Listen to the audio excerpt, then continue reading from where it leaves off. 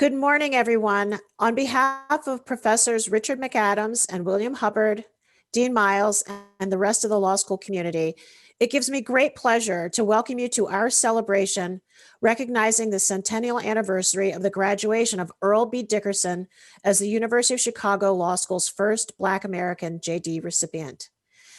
When I was a student here many years ago, I was keenly aware that the institution had yielded numerous accomplished and influential legal scholars and practitioners, including several successful Black graduates such as Jewel Fontant and Judge John Rogers Sr., and then, of course, Mr. Dickerson.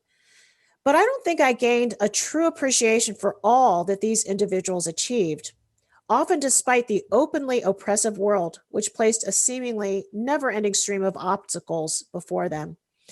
So when Richard, William, and I started on plans for this event well over a year ago, we had no idea that when the program we were planning would be presented at such a moment in time as we are today, when we as a country are trying to grapple with the fact that racism against the racism against which Dickerson fought so diligently still hinders not only individuals of color in the pursuit of their lives and dreams, but also keeps our democracy from reaching its full potential. So it's with great pleasure and honor that I welcome you, scholars, students, friends and family of Mr. Dickerson, friends of the law school, and members of our own Hyde Park community, to take this time today to explore Dickerson's legacy. Now, looking back, Earl Dickerson was only 15 when he stowed away on a train, leaving his Canton, Mississippi home and the racial oppression of the South. Dickerson's biographer, Robert Blakely, who overcame Mr. Dickerson's skepticism and convinced him to allow him to tell Dickerson's story, gave a wonderful account of this train ride. Apparently, Dickerson's mom had paid $2 to a porter on the train to ensure Dickerson's safe passage to Chicago. Now, to fulfill his end of the bargain, the porter would lock Dickerson in a compartment or toilet whenever the conductor was due to pass through the coaches. But unfortunately, that day, there was also an inspector on the train who was going through and examining these areas of the train as well. So another porter helping out took Dickerson into the baggage car, where he spent several hours being jostled around while perched atop a casket. But soon the porters realized that even back in the baggage car, Dickerson was not beyond the reach of the inspectors. So then they had to move him out to an area on the train they called the blind, which is basically the open space on the back of the coal tender of the locomotive. So he was hanging out back there when, at a scheduled stop pretty much to the south of Illinois, a workman whose job it was to wet the coal actually drenched Dickerson as he was huddled out there in the cold. Now, indignant from being doused in this manner, he got off the train and bought a coach seat and rode the rest of the way on the train itself. So this was certainly not the first, the last, or even the most significant slight Dickerson would endure as a Black man in the early part of the 19th century. But what I love about this story is the way Dickerson channeled his indignation to assert his full personhood. Today, as we hear from the esteemed scholars who have so graciously agreed to participate and present their work, I believe we'll see more of this as we learn more about his life as a lawyer, businessman, politician, and community activist. We have what I believe are 5 truly well-curated panels scheduled for today, each to last just over an hour with Zoom breaks in between. Each panel will include 2 presentations and a member of the law school faculty to help moderate questions and discussion. We are sincerely grateful that you're with us today, and we hope that you enjoy the program. And now I'd like to turn it over to Dean Miles, the Clifton R. Musser Professor of Law and Economics. Dean Miles is a leading scholar of criminal justice and judicial behavior, and an expert on a wide range of issues that are contemporary in nature, including issues such as race and immigration enforcement. So I'm so grateful to Dean Miles for his support of this conference and his kicking off of our program this morning. So to you, Dean Miles, thank you so much. Thank you very much, Sharon. Thank you for your kind words, and good morning, everyone. Welcome. On behalf of the University of Chicago Law School, I'm delighted to welcome everyone to the Earl B. Dickerson Centennial Conference. Thank you for joining us today. I want to begin by thanking everyone who was involved in organizing this conference.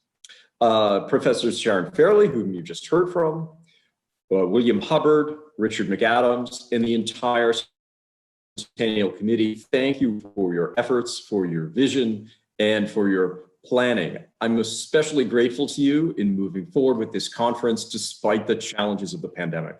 And thank you also to all of our law school faculty and students and staff who have contributed so much to this centennial planning.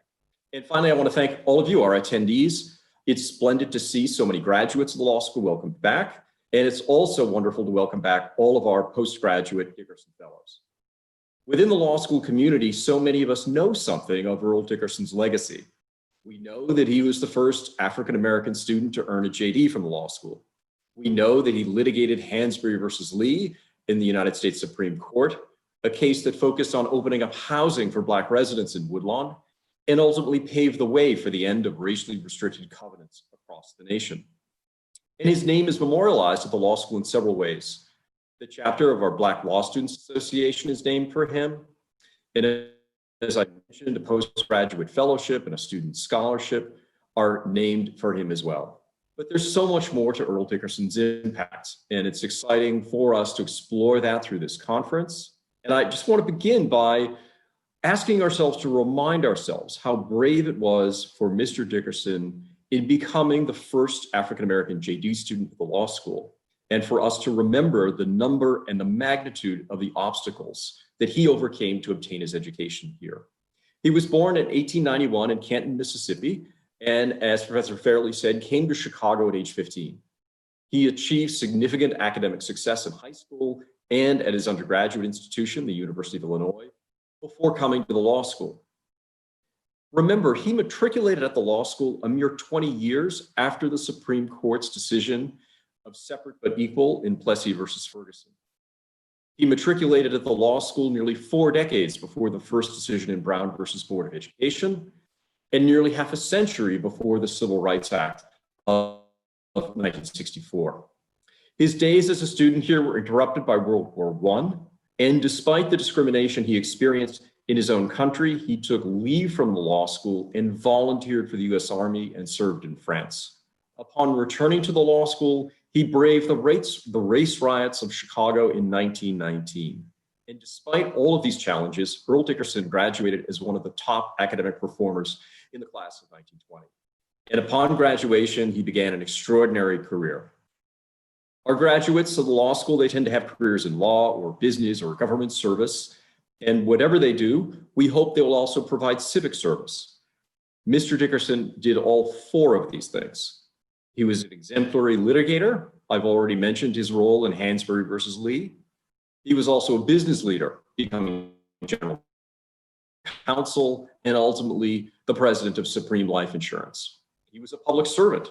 He was an alderman in Chicago and an appointee to the Federal Fair Employment Practices Committee. He was also highly active in the bar, for example, in the Illinois State Bar Association, the Chicago Bar Association.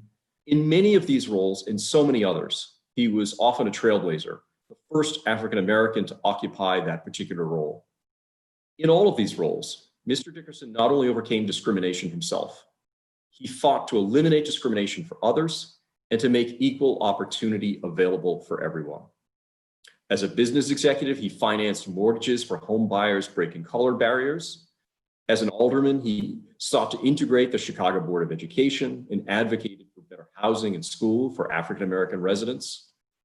As a community leader, he led the Hyde Park Kenwood Community Conference in the Southeast Chicago Commission, which promoted sustainable and integrated neighborhood development. In each of these achievements and so many others, he did remarkable things. And together, it is an extraordinary legacy. Throughout all, Mr. Dickerson had faith in law and legal institutions. Given the discrimination he faced, he might well have rejected law as an instrument of oppression, but instead he saw law as an inspiration and as a means to defeat discrimination. He worked to make the law live up to its highest aspirations and to the principles of equality, justice, and fair process. I want to share a letter that Earl Dickerson wrote to our former dean, Gerhard Casper. And I thank Sherry Lewis, the director of our law library, for locating this letter. It's a letter that Mr. Dickerson wrote to Mr. Casper to explain why Earl Dickerson had made a donation to the law school, why he had established a fund at the law school to support students. The letter's dated December 12th, 1985. Dear Gerhard, two sets of experiences moved me to establish the fund at the University of Chicago Law School. One was the set of outrages and subordinations that I, along with all other Black people, suffered at the hands of white people in Canton, Mississippi, from my birth until I fled to Chicago in 1907. No rule of law protected us from the avarice, cruelty, and hatred of the whites. My indignation was such that even as a boy, I vowed that in every way I could, I would battle to make the Declaration of Independence and the US Constitution speak the truth, that all men are created equal, and that in view of the Constitution, in the eyes of the law, there is in this country no superior dominant ruling class of citizens. There is no caste here. Our Constitution is colorblind and neither knows nor tolerates classes among citizens. In respect to civil rights, all citizens are equal before the law. And here in this passage, Mr. Dickerson, of course, is quoting Harlan's dissent in Plessy versus Ferguson, which he puts in quotations but gives no citation to, as both he and, of course, Dean Gerhard know where this citation comes from. He continues, as I became more aware of the options open to me and my particular talents, I discovered the best way for me to fight for equal opportunity, justice, and freedom for all people was through the profession of law. It was my good fortune to be able to enroll in and graduate from the University of Chicago Law School, and to be taught by such splendid students and teachers of the law as Dean James Parker Hall, Floyd Meacham, who was a professor who taught agency law, Harry Bigelow, Ernst Freund, Edward Hinton, and Professor Woodward. I note here that he's named 6 members of the faculty at a time when the faculty had only 9 permanent members. He continues, I had my second set of informing experiences immediately after my graduation in 1920. Dean Hall recommended 9 members of the class of 1920 to 3 of the foremost law firms in Chicago. I was one of the 9. When I went to those 3 firms, my reception was the same: an acknowledgement of the letter of recommendation, a courteous interview, and then rejection. They were all terribly sorry, but they concluded that their clientele would not approve of their employing a Black attorney. Some of the other 9 who were recommended, all white, were employed. Several became very wealthy and expressed their indebtedness to the University of Chicago Law School by gifts and endowments. My indebtedness to the University of Chicago Law School, while less than theirs in tangible ways, is probably greater in intangible ways of inspiration and preparation for the high causes to which I committed myself. Thus, I decided in the small way in which I was capable to make what expression of gratitude I could to the university that has always been my highest inspiration and strongest influence upon me. Sincerely, Earl B. Dickerson. This letter and these words are a powerful gift. The law school is proud to celebrate Earl Dickerson's life and career. His words and his career continue to inspire us, and I know will inspire us throughout this conference. We are proud to have him as our graduate. I thank all of you for joining the Earl B. Dickerson Centennial Conference. I look forward to today's program, and I'll now turn things over to William Hubbard for our first panel, Dickerson and Fair Employment. Thank you, Dean Miles. It is now my pleasure to introduce the first of our 5 panels today. The 5 panels that we have today do not tell Earl Dickerson's story chronologically, but each panel highlights facets of his career that contributed to the legal profession, economic development, fair housing in Chicago, the nationwide struggle for civil rights, and the cause of racial equality. Our first panel is on Dickerson and fair employment, as Dean Miles just mentioned. Earl Dickerson was a member and an acting chair of the first Fair Employment Practices Committee, or FEPC, which was created in 1941 and was, up to that point in US history, perhaps the most significant effort of the federal government to combat discrimination in employment and union membership. Our two panelists will speak on Dickerson's service on the FEPC and its part in the history for the fight for fair employment. Professor Jane Dailey is an associate professor of American history at the law school and the college at the University of Chicago. She has written on race, sex, and politics in the post-emancipation South. Her latest book, which is coming out in less than 3 weeks, in fact, is called White Fright, The Sexual Panic at the Heart of America's Racist History. Now, fears of interracial marriage may seem far afield from efforts to desegregate the defense industry on the eve of World War II, but I think Professor Dailey will show otherwise in her talk on FEPC and social equality. Professor Paul Frymer is a professor of politics at Princeton University. His research broadly spans American politics and law. In addition to writing on race, labor, and employment, he has written on race and political party competition, which I will note was an issue of great interest and importance to Earl Dickerson himself. And he's also going to talk about the FEPC in his talk on fair employment today. Professor Frymer will connect Dickerson and FEPC to the Equal Employment Opportunity Commission and present-day movements for racial justice. Now we're going to hear from both speakers, beginning with Professor Dailey. And then after both speakers have had a chance to share their insights with us, we will open up the discussion for questions from everyone. When it comes time for questions, please feel free to use the raise hand feature to ask a question, or if you like, you can type a question in chat to me, which I can then share with the speakers.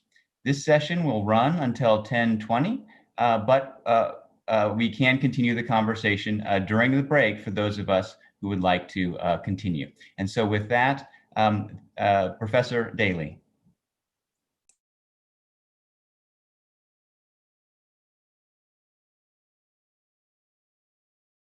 That's true. Thank you. Thank you, William. I want to thank Richard and William and Sharon and the staff supporting them for their vision and perseverance in realizing this conference under really the most trying and unexpected of circumstances. And like them, I wish we were all gathered in the law school, but Zoom isn't such a bad substitute, except for those of you who are in the Pacific time zone. And for those of you, I would like to say, I sympathize. So I've just finished a book that places sex at the center of civil rights history. And in that book, I argue that the racially segregated and suffocating world of Jim Crow, which lasted roughly from 1890 until the 1960s and structured much of Earl Dickerson's life, was rooted in fears of interracial sex and racial reproduction. For more than a century, African-American rights were closely bound, both in terms of law and in the white imagination, to the question of interracial sex and marriage. In particular, white supremacists conflated African-American political power with sexual predation. And in my book, White Fright, I explain how and why these arguments worked when they did and didn't work when they didn't, and how Black and white activists who were dedicated to full equality finally diffused them without blowing up the movement. Over the course of his long career, Earl B. Dickerson navigated these treacherous waters at several key points. If there's time, I'd like to talk maybe later about his experience in World War I, which is quite unusual. He was an officer in that war, and that's, as an African-American officer, he would have encountered some particularly strong enunciations of fear of Black sexuality and the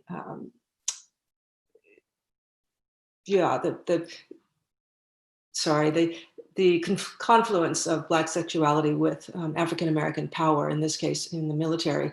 What I want to talk about more, though, today is his stint on the first Fair Employment Practices Committee during World War II.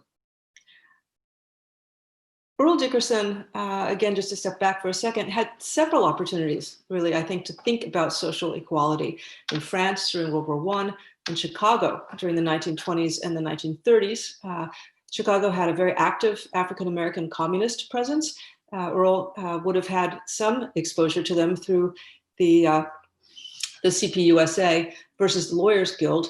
In his litigation work fighting for against restrictive residential covenants, he would have run up against the arguments about sexuality because of whites' just constant linkage of housing and marriage and sex to the opponents of desegregation. In his apparent and intriguing work, according to his biographer, on behalf of two African Americans who were imprisoned for their involvement in an apparently consensual interracial sexual encounter, and on the FEPC. And it's worth pointing out right now that from the very beginning, Dickerson defined the FEPC's mission as including anti-segregation, which was not the government's position, which was focusing purely on what they considered discrimination, which could be separated.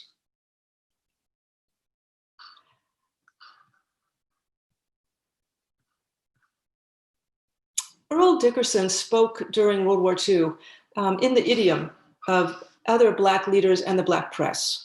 African-American leaders saw the war as part of their own struggle to gain access to democracy and mold it to their liking. Determined not to let the opportunity of wartime change slip by, America's leading civil rights organizations exhorted that now was the time not to be silent about the breaches in democracy and our own land. I think that's advice that Earl Dickerson took to heart. To this end, African Americans added a fifth freedom, freedom from segregation, to the four freedoms that had been denominated already by President Franklin Roosevelt, which were freedom of speech and religion and freedom from want and fear. Opinion surveys indicated that Black soldiers approved of this binding of local and national interests and what the Pittsburgh Courier christened the Double V campaign for victory at home and victory abroad. Earl Dickerson enunciated this vision when he referred to what he called the other war during World War II against racial discrimination, the one he called the one here at home. It would not do to wait until the war is won overseas, he said, for that would push back the progress of the Negro for 20 years. What was needed was agitation during the war. This was important in part because white Southerners often seemed to be fighting their own separate war during World War II. And the campaign that many white Southerners were most interested in pursuing was a rearguard action against African-American efforts to erode Jim Crow. Chatting with the Secretary of the Chamber of Commerce in Birmingham, Alabama, a city that would soon be graced by Earl Dickerson's presence, white journalist Victor Bernstein received a lecture on the looming dangers of social equality. Insisting that nobody down south is asking for the colored man's right to sleep with a white woman, Bernstein dismissed the Alabamans' concern that if you bring down Black soldiers and if you have any kind of equality, eventually they will want intermarriage. And Bernstein said this is the artificially contrived bugaboo of almost every Southerner. You talk to him about giving the colored people a fair break with a job or better housing or better schools, and somehow the argument winds up with threatened rape and the sanctity of Southern womanhood. But Southern whites were more attuned to the radicalization of African Americans during the war than Bernstein was, and they were not wrong to interpret Black war aims as incompatible with their own. Leading Black newspapers like the Baltimore Afro-American openly advocated intermarriage as the quickest way to solve the racial problem. And NAACP Assistant Secretary Roy Wilkins criticized the war as a social revolution that demanded, quote, absolute political and social equality and rejection of the racial status quo. Earl Dickerson was surrounded by these arguments in the years during the war, and he spoke in their idiom. The fight against fascism shifted substantially the terms of the debate about white supremacy in America, as many of the assumptions that underlay America's racial regime were laid bare and challenged more forthrightly, as Dickerson called for, than ever before in the 20th century. By the end of the war, leading African-American institutions and individuals were all but unanimous in demanding economic opportunity, political equality, and the end of legal segregation in all its forms, including sex and marriage. There are easier ways to make a living, but one of the things that African Americans were looking to get out of World War II was a job. The South in particular looked to the massive war mobilization effort that began even before Pearl Harbor to lift the region finally out of the Great Depression. Most of the 32 million citizens of the 11 states of the former Confederacy, 9 million of whom were African American, lived without electricity in 1940, to give you an idea of the starting point. Although the South had benefited from New Deal legislation, it was the war, which was in domestic policy terms an enormous and unprecedented government spending program, that finally reversed decades of Southern economic stagnation. Between 1940 and 1945, the federal government invested in excess of $10 billion in war industries and military installations in the South. Concentrated disproportionately in the South and then in the new wartime hubs like Los Angeles and Detroit, by 1940, the nation's 13 million African Americans wanted, and they were willing to demand, their fair share of the bounty of war. But with half of all defense industries excluding Blacks as a matter of course, finding and keeping a job wasn't easy. Even the wartime draft did not guarantee Black employment. The Army managed somehow not to call a single African American in the first selective service requisition after Pearl Harbor. And one thing was certain, as long as there were still unemployed white men and women available, employers, including government agencies, were not going to voluntarily hire African Americans in anything other than a menial capacity. I don't want to give you the whole history of the FEPC blow by blow, but in June of 1941, President Roosevelt issued an executive order, and that was Executive Order 8802, which stipulated equal hiring practices in defense industries and government agencies, but did not desegregate the armed forces, which was something that African Americans had called for. To administer this order, Roosevelt created the Fair Employment Practices Committee, the FEPC, which was an interracial committee designed to investigate racial discrimination in the war industries, and installed at its helm the moderate and well-connected Louisville journalist, Mark Etheridge. Endowed with investigatory but not enforcement power, the FEPC illuminated but wasn't able to alter the racially stratified war economy. Originally housed in the Office of Production Management, the FEPC was transferred abruptly at the behest of Southern Democrats in July of 1942 to the War Manpower Committee, which routinely overruled FEPC policy in the interest of keeping war production smoothly on track, they said. The FEPC's chief weapon was moral suasion, which might have worked had employers had any scruples about their discriminatory hiring practices or shared the same moral premises as the committee. But instead, FEPC hearings on wartime industrial practices, to which leading Southern whites came as if summoned before the Grand Inquisitor, crystallized white opposition to the African American agenda for the war and precipitated the enunciation of a white version of African Americans' double V, victory at home and abroad, war aims. For white Southerners, the FEPC represented a clear federal response to Black political power, which was reason enough to despise it. Equally disturbing was Roosevelt's use of executive power to implement this meddlesome agency. No other federal agency, either during the war or after it, elicited such passionate support on the one hand and loathing on the other. Legendary Black reporter Roy Ottley reported that white Southerners regarded Executive Order 8802 as the initial salt on its way of life. White Southerners would travel a long way to defend that life. The mayor of Shreveport, Louisiana, considered the FEPC as great a threat to regional white supremacy as the Axis powers posed to the nation. Both should be resisted. Of equal importance with winning the war, he declared, is the necessity for keeping Negroes out of skilled jobs. Alabama Governor Frank Dixon turned down a federal defense contract rather than accept its non-discrimination provision. And making the usual, for this time, rhetorical leap from anti-discrimination in the public sphere to integration in private spaces, Dixon argued that desegregation would not stop at the workplace. Under cover of this clause, he declared, the federal government would, quote, break down the principle of segregation of races in all spheres of Southern life. Now, Earl Dickerson's biographer, Robert Blakely, tells us that Dickerson was behind the public hearings across the country, not just in the South, that, let's say, stirred the pot considerably. As the only lawyer on the committee, Dickerson seems to have distinguished himself as a questioner. In public hearings in Birmingham in 1942, in which the governor was cross-examined by Earl Dickerson, Governor Dixon denounced the FEPC as a kangaroo court obviously dedicated to the abolition of segregation. African American calls for equitable distribution of war work and participation in the war effort were promptly and for the time predictably translated into sexual demands, and federal responsiveness to the issue represented as tyranny. Dickerson would have been right at the center of these denunciations, especially in Alabama. And indeed, as I learned from the biography, he was accompanied to Alabama by a federal marshal, which wasn't something I'd known before. Mississippi Congressman John Rankin railed that the interracial FEPC was, quote, the beginning of a communist dictatorship. They want to dictate to you who shall work in your factory, here are the leaps, who shall work on your farm, who shall work in your office, who shall go to your schools, who shall eat at your table or intermarry with your children. This was the logic that African-American civil rights activists had to crack in the middle of the 20th century. Just to show that this isn't only Alabama and Mississippi, a white correspondent from California wrote to his governor, Earl Warren, and he was more succinct, writing that the FEPC acronym stood for Fornicate Every Possible Caucasian.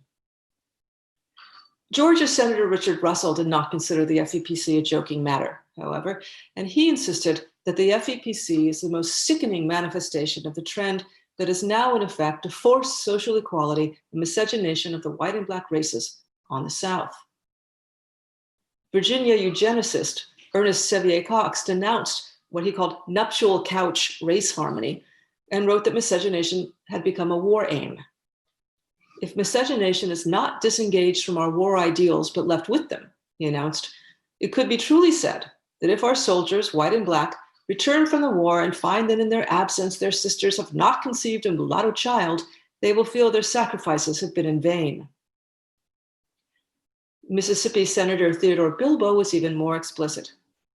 Known as the so-called Prince of the Peckerwoods, for his robust representation of poor whites in northern Mississippi, Bilbo was usually a Roosevelt loyalist and a strong supporter of New Deal programs, as well as a strident exponent of white supremacy. And he connected the dots in these arguments and lectured white Southerners, that they should not forget that federal support for equality in one realm, such as the FEPC, led irresistibly to demands for equality across the board. Framing his claims as broadly as possible and in terms that connected hiring and marital practices, Bilbo intoned every Negro in America who was behind movements like the March on Washington movement or federal oversight of federal programs, dreams of equality and intermarriage between whites and Blacks. As the head of the FEPC, Mark Etheridge was forced to engage this sort of rhetoric, and hoping to head off the likes of Dixon and Bilbo and Russell, Etheridge explained in a statement at the 1942 Birmingham hearings that the FEPC's goal was not to dismantle segregation, but to make it as painless as possible. He said, to uphold segregation while trying somehow to address discrimination. Achieving even this modest goal required neutralizing the social equality question. There must be no talk of dissolving the sexual barrier between the races, he said. In prepared remarks, Etheridge acknowledged and tried to allay white Southern fears that the FEPC intended to reorganize Southern social relations. He began by speaking to the white men and women in the room. No white Southerner can logically challenge the statement that the colored man is entitled, as an American citizen, to full civil rights and to economic opportunity, Etheridge asserted. Full civil rights, he continued, included the right to vote, the right to justice in the courts, the right to share equitably in the tax burden and in the distribution of tax monies, for public health, for public education, for public improvements such as streets and sidewalks and parks. Economic opportunity embraced the right to work according to one's own skill. Then, in a conscious effort to diffuse the social equality question, Etheridge denied that the FEPC had any influence in the private sphere. Admitting that individual members of the committee have their own ideas about desegregation, and he was referring in that moment to Earl Dickerson, he insisted that the committee, quote, recognized that the president was not endeavoring in Executive Order 8802 to write a social document. I believe it's perfectly apparent, he said, that Executive Order 8802 is a war order, not a social document. Had this not been apparent, Etheridge added, he would not have agreed to serve on the committee, because he would have considered, quote, a federal fiat demanding, for instance, the abolition of social segregation against the general peace and welfare and the usurpation of state sovereignty over local affairs. Turning his attention to the African Americans present in the room and to the Black press, and one assumes also Earl Dickerson, and as well as Milton Webster, who was the other African American member of the committee at that time, Etheridge warned them not to press too far too fast in their urge towards equality, and he spoke the words to which he would be forever tied in civil rights memory. This is his quote. He says, "The Southern colored man must recognize that there is no power in the world, not even in all the mechanized armies of the earth, Allied and Axis, which could now force the Southern white people to the abandonment of the principle of social segregation." It's easy to read Mark Etheridge's comments in Birmingham as evidence of the inflexibility and virulent racism of white Southern liberals, of which he was one. In the midst of a world war, the white Southern administrator of the first federal anti-discrimination program took the opportunity to articulate his region's commitment to Jim Crow in apocalyptic terms. But what this perspective misses is Etheridge's redrawing of Jim Crow's territory, the narrowing of his realm. Standing stoutly on the rock of social segregation, Mark Etheridge conceded in principle almost everything else on the Black reform agenda. But showing how radicalized the African American community had become during the war, this was not sufficient to the day. Lectured by Etheridge, African Americans talked back. The Commission on Interracial Cooperation characterized the Black reaction to the speech as vituperatively violent. The Pittsburgh Courier, a leading African American paper read nationally, declared that FEPC approval of segregation by a federal agency was a surrender to Nazi racial theory. In an action that may well have sealed his fate on the committee, Dickerson was the only member of the FEC, the first FEC committee not to be appointed to the second. Dickerson responded publicly to Etheridge's statement. The FEPC, he said, must be opposed to segregation and discrimination both. In an obvious reference to social equality, he continued, "It cannot hedge on so-called delicate issues. It cannot make concessions to the South. There should be no pussyfooting on segregation by members of the committee." It should be noted again that the FEPC's federal charge was limited to discrimination and not to segregation, however impossible that might have been. But like other Black leaders, Dickerson considered them one issue and insisted on what his white critics recognized as full equality. The Baltimore Afro-American was even clearer than Dickerson, and he called for Etheridge's resignation as head of the FEPC. The Afro declared that the social equality question needed public airing and not repression. This is the quote from the Afro. It says, "The Southern white becomes so emotional and noisy over the social equality question that we think we ought to talk about it a little. We begin by saying that the Afro believes in social equality if it is something other citizens have. We think we are entitled to the public rights of citizens and therefore need no special arrangements made for us." And running down Etheridge's list of the rights of citizenship, the editors added marriage. "If intermarriage, quote, is social equality, we are for it. Free people choose their lifetime companions without any interference from the state." And it was the editor's belief, in short, that in every human relationship, government can have but one standard: citizenship. The only spot reserved for social equality, they wrote, is in the home or the private club, which requires no public license to operate.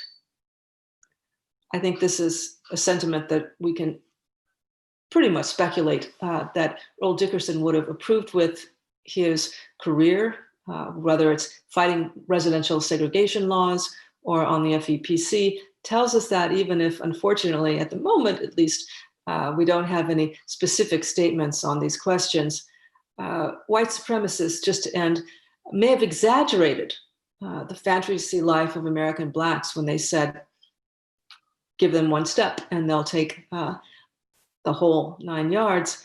But their analysis of the trajectory of African American politics was on the mark. Thank you.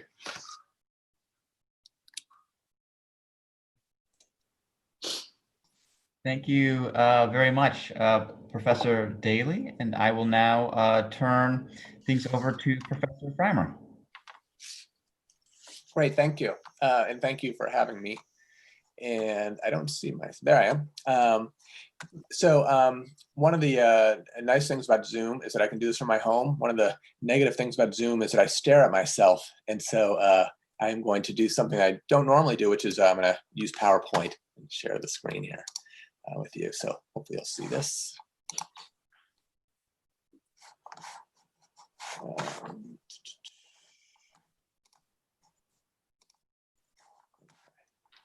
Everyone see me and see the slides? Okay, so that's the first thing. The second thing I should say in this moment of pandemic is that this morning my kids' school was canceled because there was a COVID positive case somewhere in the school. So they're sitting downstairs watching a movie, but if they join at some point and I scurry them away, I apologize in advance. Okay, so to follow Professor Dailey, the FEPC had an important, a short but vibrant and furious life. It came out of the Executive Order 8802, and of course, Earl Dickerson was one of its first founding members and a critically important one. And Dickerson, as suggested in this slide. Let me say, by the way, with the slides, most of them are there for feel as opposed to deep reading. So just to glance at them as we go along, mostly a lot of newspaper headlines and so forth. No need to read in detail. But Dickerson set out certainly the promise of this, right? That this is a moment for economic freedom and making economic freedom a real civil right. And certainly, as Professor Dailey talked about in the South and in Birmingham, but these FEPC meetings and hearings were major events in cities around the country, and they were controversial. And it wasn't just in the South where they became quite battlegrounds. And in fact, over and over and over, Dickerson is noted for his cross-examining skills and his willingness to stand up to whiteness and to white supremacy, and that involved a number of different dynamics throughout the country, including in the Chicago area, of course, and in Detroit and in Philadelphia and in New York and out west in Los Angeles. So the FEPC was despite the fact that it started with a tentative agenda with unclear enforcement, if any enforcement powers, it certainly certainly took the attention of the American public as it moved around the country, and Dickerson was a clear spearheading this movement. Now, as fast and furious as the FEPC started and engaged with the United States on issues of white supremacy, it ended. And in 1945, Congress, largely through Southern Democrats, but also with important support from some Republicans and even Northern Democrats, endorsed legislation that allowed them to control the appropriations, the money for executive orders, which FEPC was. And in 1946, they took away the money for the FEPC, effectively ending the program. So the program was very short-lived, and as you see actually in the slide on the right, even early on, and this is Dickerson's, and for Dickerson, the FEPC has a couple of different incarnations, and each one moves in a more conservative direction and is attempting to bottle up much of the stirrings that the initial hearings raised.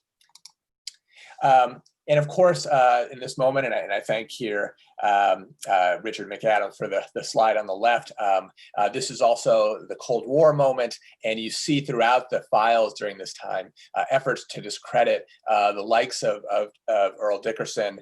Both the one on the left is from Herbert Hoover, or not Herbert Hoover, J. Edgar Hoover, the notorious FBI director, noting or claiming Dickerson's ties to communism, as is the one on the right. This is from congressional hearings. These are Southern Democrats that are raising Dickerson's ties. And again, this is filled with many different civil rights leaders. And in fact, following as well on Professor Dailey's comments, this often is steered not just to communism, but also sexuality. One of the things I found in going through AFL-CIO records during this time is how many times Bayard Rustin's arrest warrant for having sex with a man was in file after file after file after file. And it really shows you the importance or the ways in which not just Southern Democrats, but major establishments around the country try to marginalize and scare individuals. This looks blurry, but these are words from Dickerson, Earl Dickerson, and despite the fact that the FEPC flamed out quickly, Dickerson's language and his understanding of it, I think, was absolutely right, which is not just that the FEPC was a promise, but that it was going to be embedded quite quickly. And that the last blurry line there, embedded in federal practices as well as policies, it'll be easier for the next step to extend that principle to state governments, to private industry, and so forth. And here he's absolutely right. And here also the FEPC, I think, is too often ignored by scholars who are studying policy like myself because of its short-lived nature. The FEPC very quickly did become embedded. It became most notably embedded in the civil rights establishment and in creating a beachhead of sorts where everybody could rally around and mobilize around and bring different organizations together from different places. Lawyers were a big part of that during this time. The civil rights lawyers started to join in with organizations like the NAACP, with organizations, various interests within the Democratic Party, various interests within extended pieces of the New Deal, and form not a beginning point, but a major, again, beachhead from which they could continue to mobilize and move forward. FEPC is done in 1946, but the call for it and the call for federal fair employment is constant from here on out. And of course, it will extend until 1964 and the passage of the Civil Rights Act. Now, Professor Dailey mentioned one piece, of course, of the friction, which was obvious, which was the role of Southern Democrats. The New Deal coalition at this time is well known for how fragmented it was. A somewhat lesser known piece of this is the role in which labor unions fragment and have controversies with the FEPC. Now, this is the first FEPC commission, and as you'll see to the right, Philip Murray, the president of the CIO, William Green, the president of the AFL, are both there. This is still more than a decade before the AFL-CIO merge. And so labor has an important presence immediately on this committee, and they would stay on this committee and play an important role. But I don't think they realized very early on that they would become the subjects of a lot of the FEPC investigation. Right away, and often actually both Murray and Green would not attend these FEPC hearings, leaving the likes of Dickerson to really lead the charge. But the attacks moved very quickly towards especially AFL trade unions. And this was true, as you see on the top there, with Chicago and in most northern cities, as well as in the South and out west as well. That these were, as the one on the bottom left says, lily white plumbers and the trade unions, many of which had in their constitutions mandates that workers could only be white and not any other racial or racial group.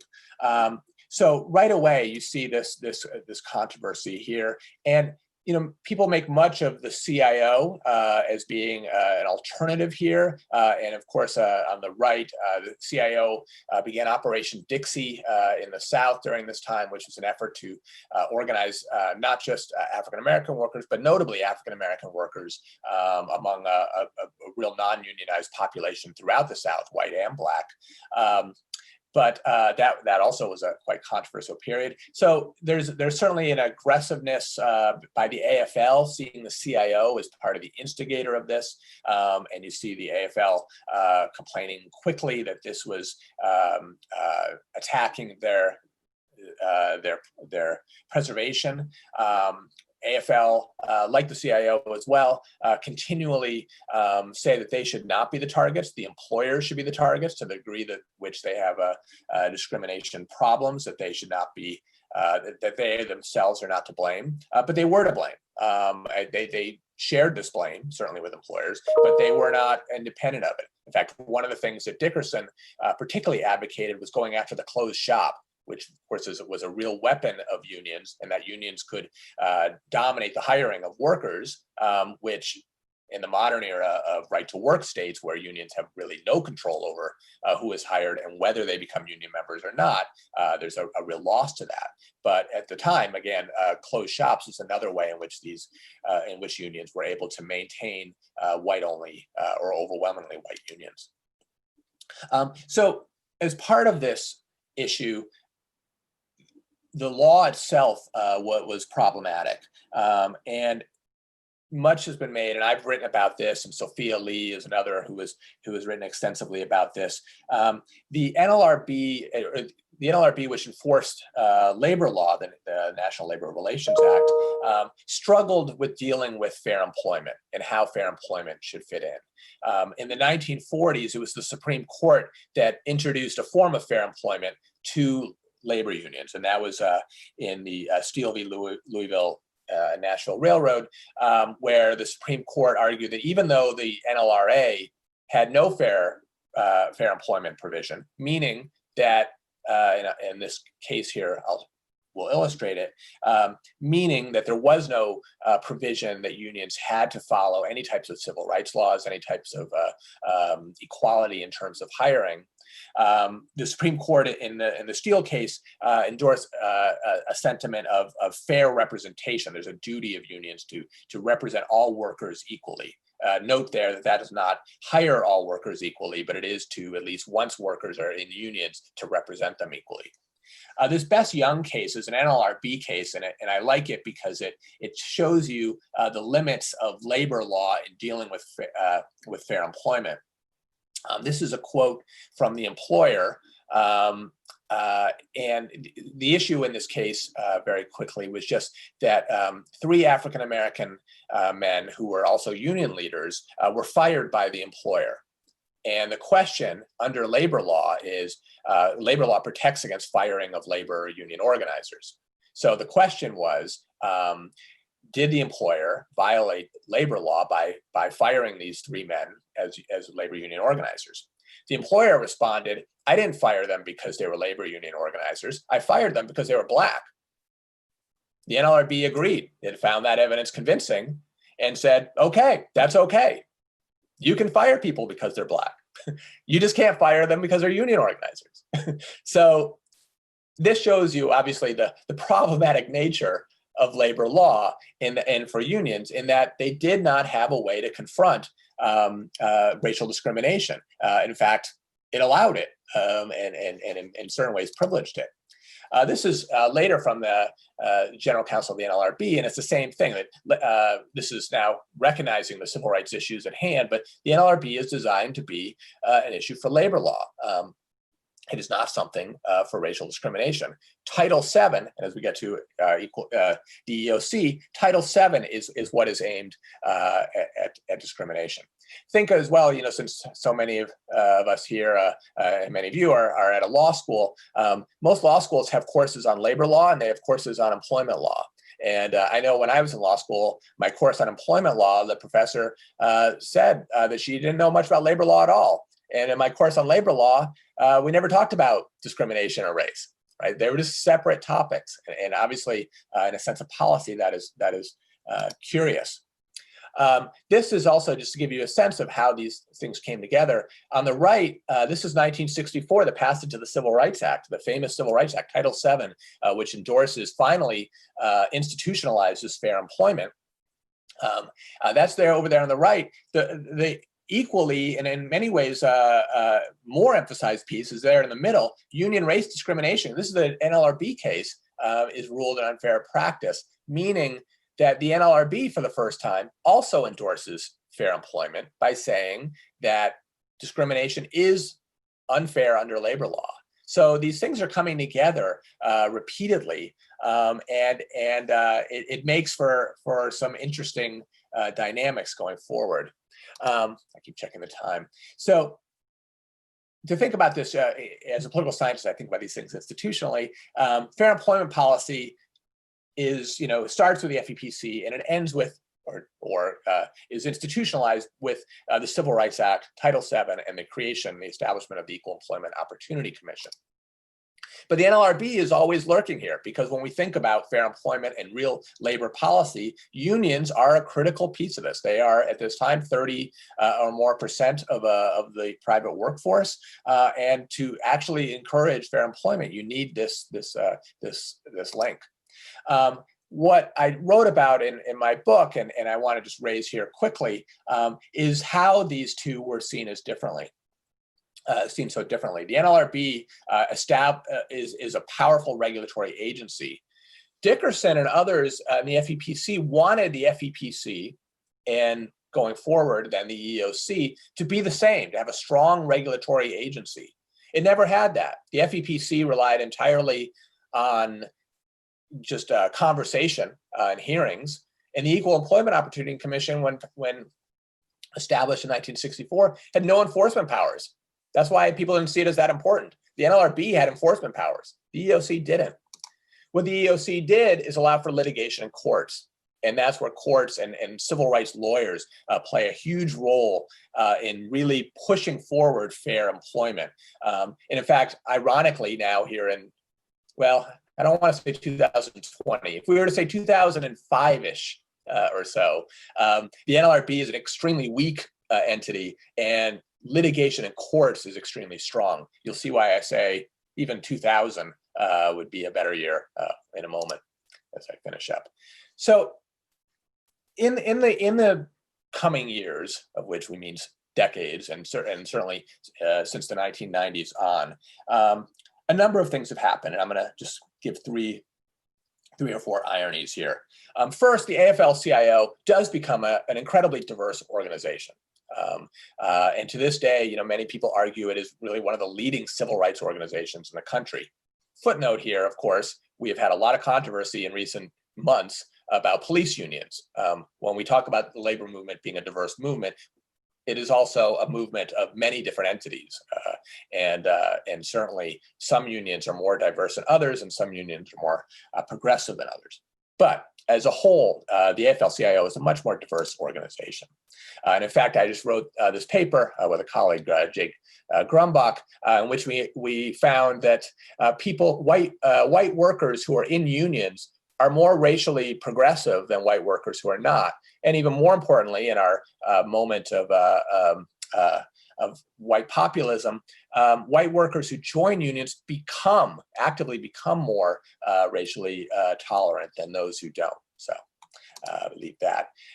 But irony number two here, of course, unions do diversify, and the numbers, this is from Bureau of Labor Statistics, the numbers on the left side show you at its heights, 1983. It's also the first year that BLS takes data. But then you see what is also going on during this time, which is extreme decline of the labor movement from over a third in the 1960s and 1970s to today under 10%. And this has a huge consequence on the numbers of African Americans and Latinos and in fair employment more broadly. African Americans and Latinos are still a large part of the labor movement, but as you see in overall numbers, this is all declining for all groups, and that obviously has a huge impact. And this, of course, is probably a slide you've seen in different versions before, the link between union decline and economic inequality. All right. So then the final irony here and this is why I mentioned 2000-ish with litigation. Prior to the 2000s, and one of the things about labor law is that it was based on arbitration.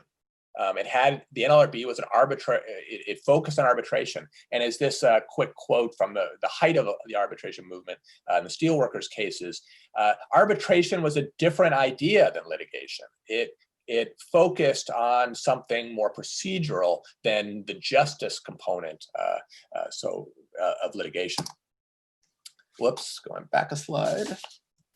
But of course, during the time, the height of the EEOC and the civil rights litigation movement, we had Earl Warren. Today, we have a different Supreme Court, and we know who they are. And one of the ironies here is that arbitration has been embraced. Not quite the form of labor arbitration, but what we've seen is one of the biggest attacks on fair employment is the rise of arbitration in employment. Arbitration starts right after the Civil Rights Act of 1991, in which it's supposed to further the power of the EEOC and the power of the Civil Rights Act of '64. But immediately we see this transition to arbitration. As you see, employers start to see arbitration, private arbitration, as a way to handle disputes. And the Supreme Court, as we well know, has been leading this charge quite forcefully and quite successfully. Okay, so I think I'm out of time. I was going to say a minute about Earl Dickerson's role with the Democratic Party and its decline, and I actually wanted to link it in one way to today's Black Lives Matter movement and to what we see between Biden and Trump. So just give me 1 minute and I'll stop. Of course, we've seen a number of hip hop and rap stars endorsing President Trump of late. And there's this constant theme among African-American leaders and within the African-American community of how to gain representation in the two-party system, and especially as loyal voters of the Democratic Party. There's a bigger theme here too, and this links to Black Lives Matter because it comes up a lot in Dickerson's writing at the time, and Philip Randolph as well, which is the role of whites as part of civil rights progress. As you know, the FEPC is created in part out of the pressure to have a protest in Washington, D.C. Of African-American men. And Randolph and Dickerson, what I saw in the NAACP archives, both agreed that they did not want this to be overwhelmed by whites. They wanted this to be a Black protest. And they were skeptical of organizations like the CIO, sorry, the CIO, which was largely white progressives. You see a lot of that echo here in 2020. Black Lives Matter here in Princeton, New Jersey. Every other house in Princeton, New Jersey, a white town, sort of suburb of New York and Philadelphia. Every other house has a Black Lives Matter sign up. Black Lives Matter has taken on the United States. It has taken on as a civil rights protest. It has also taken on among white progressives in a way that we haven't seen in a long time. And I think Dickerson's skepticism, among others, of how this would carry out, whether you need something, whether it would dilute the movement's goals, whether it would take it in another direction, is a concern. And it's a concern, I think, today as well, as you see this continuation. How can we maintain a strong civil rights movement, a diverse civil rights movement, a biracial civil rights movement, without diluting its goals going forward? So I think I went over. I apologize, but thank you.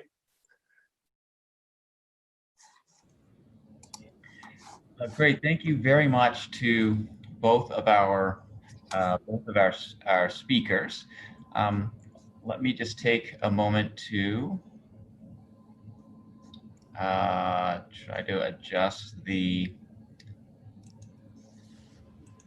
images here. There we go. And let me now open things up. So for anyone who is on this in this conference, please feel free to use the raise hand feature in Zoom if you'd like to ask a question, Or if for whatever reason you prefer to use chat, please send me a chat, William Hubbard, a question in chat, and I'd be happy to pass that along as well.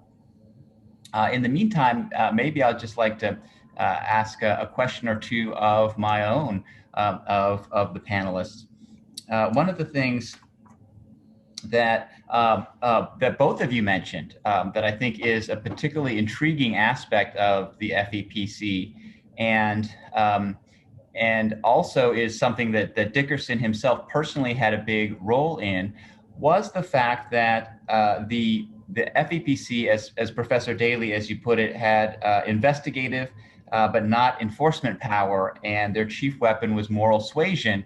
And Professor Frymer, you mentioned the idea that the fact, rather, that part of that moral suasion was the hearings that were held throughout the country in which Dickerson would more or less cross-examine business executives and get them to admit the extreme inequities in their hiring and employment practices with respect to their workers. And so I guess maybe if either of you or both of you have any thoughts about the what that tells us about advocacy today. You know, some agencies, as you mentioned, are relatively weak in terms of their enforcement powers. Other agencies stronger. To what extent can we expect that form of moral suasion or perhaps public shaming as a means of affecting, at least it's in some limited way, a change on the ground?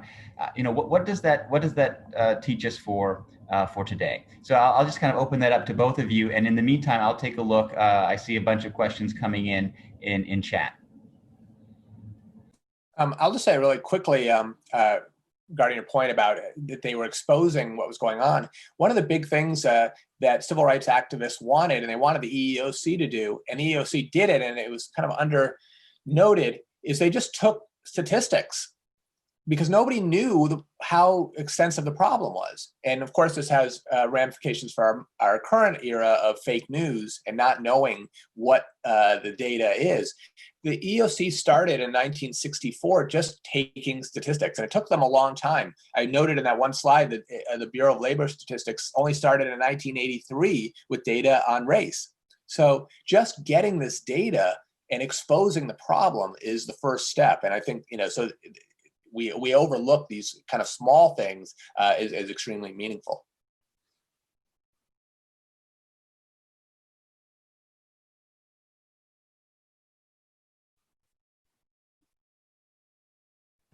Sorry about that. So another question that I'd like to ask you has to do with the lifetime, the short lifetime of the FEPC. You know, lasting only a handful of years. Essentially, I think coterminous with the period of World War II mobilization in the United States. And I guess it seems to me that one of the recurring themes when one looks back at the history of the civil rights movement is often the necessities of wartime mobilization lead there to be more accommodation of requests for racial equality, of efforts towards racial equality. And I just wanted to, I didn't know if that the timing of its survival and then demise can kind of be explained by you know, by that you know, by that process. You know, that's just one more example of that process. And I guess I'll add, I think that Earl Dickerson himself is kind of an example of Black Americans going off to war, putting everything on the line for their country, and then coming back and saying, you know, come on, like why can't, you know, how can we not be equal participants in, you know, in this democracy? So anyway, I just open that up to either or both of you. I'll take a shot at that. It's possible that the biggest legacy of the FEPC was actually at the state level. Because I can't remember now, maybe 30 states. I mean, a lot of states passed their own FEPC laws after the FEPC was ended, the federal FEPC. So I think it's that state FEPC laws are an indication of pretty robust racial, you know, racial politics in places, and I haven't looked at this very closely, so I haven't correlated which states have them necessarily. It's more states than have significantly broad African-American populations. It's not simply that. Look at someplace like Arizona, for example. But it is states like Arizona, New Mexico, and California that are confronting their own state-sanctioned racial discrimination against groups who aren't necessarily just African Americans. So this is when you get LULAC, you get the desegregation of California schools brought by the Mexican American Committee, first and foremost, community first and foremost. So I do think that in some sense they're more openly desegregationist and more openly egalitarian, I guess, than the federal FEPC was. And in part I think they tend to correspond to state acceptance of the Universal Declaration of Human Rights, too, which is 1948. So that helps to energize the FEPC at the state level. Hello, if you can hear me. My name is Jorn Dakin. I'm class of 64. I think it seems to me that, at least looking back, the fact that FEPC went out of action as a bureaucracy in 1945 kind of is an exaggeration, because after all, the Brown came along in finally in 54, and it just, there was a whole uproar after a series of changes in the late 40s in the Truman administration, and then in the early Eisenhower administration. And I just think to treat it as sort of shutting down in 45 and going back to 1925 is something of an exaggeration in terms of what really happened then. Yeah, I agree with you. I think, I mean, 45, 46 is just a date at which FEPC ends, but I think we both agree that it has longstanding impact. And as I said, using the Dickerson quote, it's embedded into our politics, and we get this the civil rights, the kind of the rights revolution that mobilizes around it, not just around that, but around that as a key ingredient. And without the FEPC, it's hard to imagine the EEOC having the same form. I mean, all of these things are stepping stones that are necessary. So I agree completely with what you're saying. Yep. Great, thank you. What I'm going to do now is share a few of the questions that have come in from chat. And then if we have a little bit of time at the end of our period, I'm going to try to take advantage of my role as moderator and make a couple of announcements about some special guests that we have here present at this conference. So here are a couple questions that have come in from our attendees. So one question was about the role of political parties in Dickerson's life, and the shift from Republican Party to Democratic Party, both for Dickerson individually and for the larger population of voters in Chicago. So one question is just about the influences for him in terms of thinking about political party. And another question is about this distinction between anti-discrimination on the one hand and anti-segregation policies on the other hand. Professor Dailey, of course, emphasized that a lot. Does this signal a reluctance at the time by the members of the committee, or more generally in terms of the civil rights movement, to address inequality head on? So a couple of questions for you. But I guess I'll take a stab at the last one, which is white people who thought that they were liberals and supported non-discrimination had often a very hard time going any further than that. So they might have supported Hansberry v. Lee, but they might also have worried about what they thought that would be the social repercussions of something like that.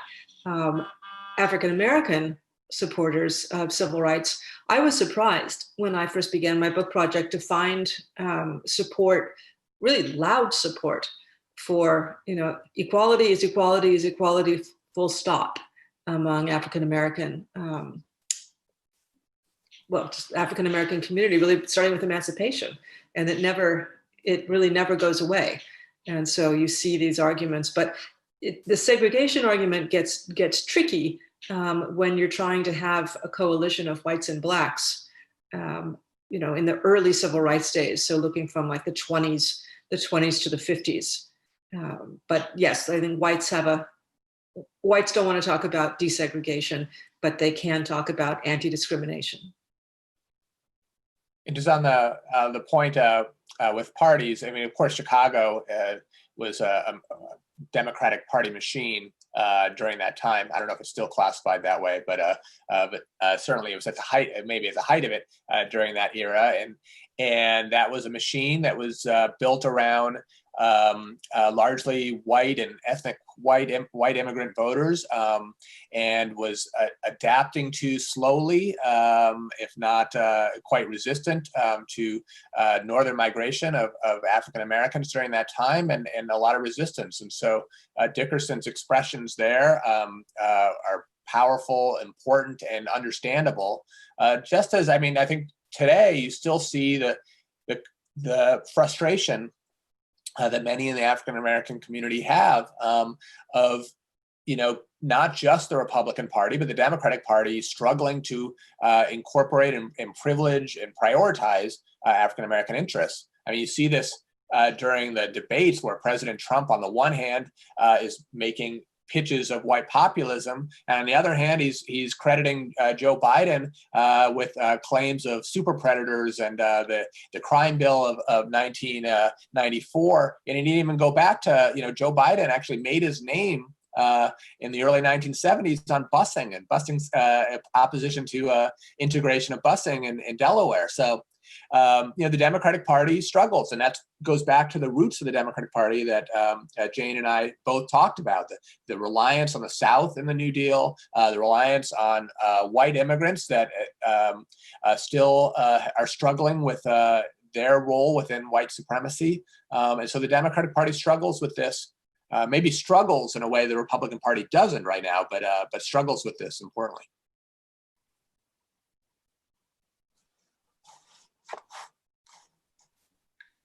Great, thank you. I want to mention one person who has communicated in chat is Kevin Scott, who introduces himself as the Grand Historian of Kappa Alpha Psi fraternity, which was the fraternity that Earl Dickerson belonged to. He was the one of the founding members of the chapter at the University of Illinois. And so perhaps if Mr. Scott would like to say a few words. Good morning. Can everyone hear me? Good morning to the distinguished members of the panel and other guests. Thank you to all who have formed this conference to recognize Earl B. Dickerson on the centennial anniversary of his graduation from the University of Chicago's Law School. As mentioned, my name is Kevin Scott. I'm the Grand Historian of Kappa Alpha Psi Fraternity Incorporated, the fraternity of Earl B. Dickerson. I bring you greetings this morning on behalf of our Grand Polemarch, that would be our international president, Reuben Shelton III, Esquire, and other members of the fraternity assembled on this call. I want to take a few moments just to give recognition to Dickerson's affiliation with Kappa Alpha Psi, and more importantly, a few of his achievements within the fraternity as part of his lesser known accolades. While studying as an undergraduate at the University of Illinois, Dickerson and other Black students formed the Illi Club with Dickerson serving as president. The fraternity was founded as Kappa Alpha Nu at Indiana University in 1911. In February of 1913, two of its founders, Elder Watson Diggs and Paul Wayman Kane, met with Dickerson at the University of Illinois and approached him about the prospect of making the Eli Club the second chapter of Kappa Alpha Nu.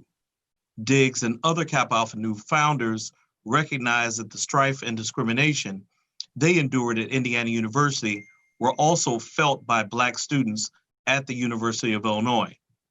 They shared the fraternity's ideal of achievement as its fundamental purpose and how the assembly of like-minded individuals as a base of support would help them to achieve this goal.